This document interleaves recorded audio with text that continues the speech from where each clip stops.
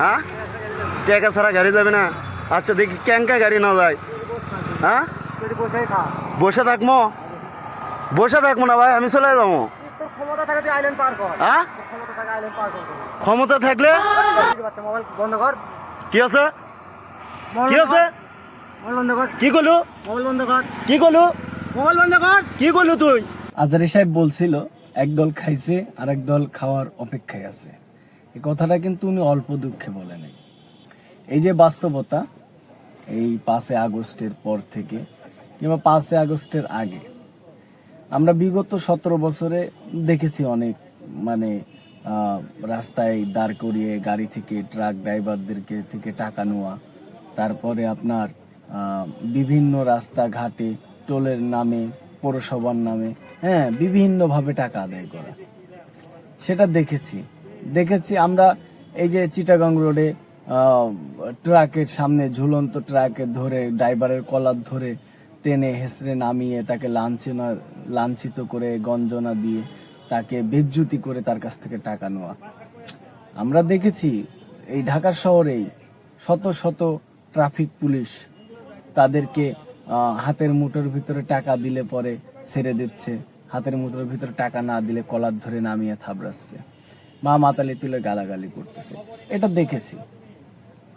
এটা দেখার পরে আমরা কি করলাম, যে একটা সমাজ নষ্ট হয়ে গেছে, এই সমাজটাকে আমরা আবার ফেরত নিয়ে আসব। এই সমাজটাকে আমরা আরো সুন্দর করব, আমাদের মনের মতন করব। এটা করতে যে আমরা কি করলাম, আমরা এক ঝাঁক তাজা তরুণ প্রাণ ঝরিয়ে দিলাম।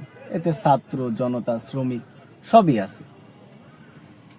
তারপরেও এই 5 আগস্টের পরে, এই 36 জুলাইয়ের পরে আমরা দেখতেছি নতুন একটা বাহিনী, নতুন একটা রূপে, মানে আগে যারা ছিল তাই, শুধু মোড়কটা চেঞ্জ হয়েছে, সাবান একই আছে।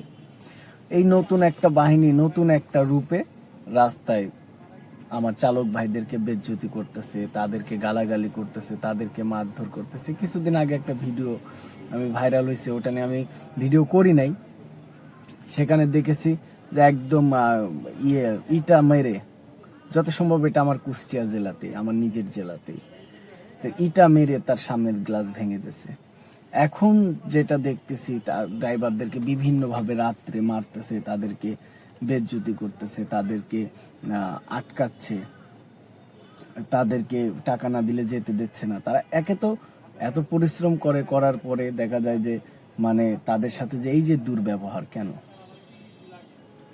এই দুর্ব্যবহারটা, কেন চাঁদাবাজি, সন্ত্রাস, সবকে এই যে এই পরিবহন সেক্টরে, এই পরিবহন সেক্টরটাকে কেন এত জুলুম করা হচ্ছে? কারণ তারা পরিবহন সেক্টরের লোকও কিন্তু পারে আপনাদেরকে প্রতিহত করতে, কিন্তু তারা কেন পারতেছে না? তাদের কাছে লাখ লাখ টাকার গাড়ি রয়েছে, যেটা তারা ফেলাইতে আসতেও পারতেছে না, আপনাদের নির্যাতন সহ্য করতেছে। এই জন্য কিন্তু বাংলাদেশ এই নতুন করে স্বাধীন হয় নাই, যে আপনি একজন খাবে আর একজন বসে থাকবে, সে উঠে আসলে সে খাবে, আবার আর একজন বসে থাকবে, আরেকজন খাবে। বাংলাদেশের মানচিত্র কি রুটি কলা? বাংলাদেশের মানচিত্র কি রুটি কলা যে আপনারা যেভাবে পারতেছেন সেভাবে ছিঁড়ে ছিঁড়ে খাবেন? আমি এই বিষয়টা আমার এখন বর্তমান যে অন্তর্বর্তী সরকার আছে, সরকার প্রধানদের কাছে আমি বিনত অনুরোধ করতেছি, এই বিষয়গুলো আপনারা একটু দেখবেন, ঠিক আছে? দেশের শ্রমজীবী মানুষ যে নির্যাতনের শিকার, যে নিপীড়নের শিকার, সেটা আপনারা প্রতিহত করবেন। একদম রোড লেভেল থেকে আপনার একটা ফেরিতে উঠতে গেলে তাদেরকে ট্রাক আলাদেরকে চাঁদা দিতে হয়, প্রাইভেট আলাদেরকে চাঁদা দিতে হয়, বাস উঠাইতে গেলে চাঁদা দিতে হয় ফেরিতে, কিন্তু সরকার তাদেরকে বেতন দিচ্ছে। ঢাকায় ঢুকতে গেলে তাদেরকে চাঁদা দিতে হবে, ঢাকা থেকে বাড়াইতে গেলে তাদেরকে চাঁদা দিতে হবে, সার্জেনকে চাঁদা দিতে হবে, দলীয় ক্যাডারদেরকে চাঁদা দিতে হবে। এত চাঁদা দেওয়ার পরে কেন ভাই? এত চাঁদাটা তারা কেন দিবে? তারাও এই দেশের নাগরিক, তাদেরও পরিবার পরিজন আছে, তাদেরকে আপনারা এভাবে তো বেজ্জতি করতে পারেন না, তাদেরকে থাবড় মারতে পারেন না, তাদেরকে গালি দিতে পারেন না। আমরা এই যে ভিডিওটা আপনারা দেখলেন, এই ভাইকে ধন্যবাদ জানাবো। ভাই সাহস করে একটা ভিডিও করে আনছে। এই ভিডিওটা আপনারা এভাবেই প্রতিহত করেন প্রত্যেকটা জায়গা থেকে, নিজের নিজ নিজ জায়গা থেকে। আমি ড্রাইভার ভাইদেরকে বলবো আপনারা এদেরকে প্রতিহত করেন, এই সন্ত্রাস, চাঁদাবাজ, দুর্নীতিবাজ, হ্যাঁ দলীয়করণবাজ, টেন্ডারবাজ, এদেরকে আপনারা প্রতিহত করেন।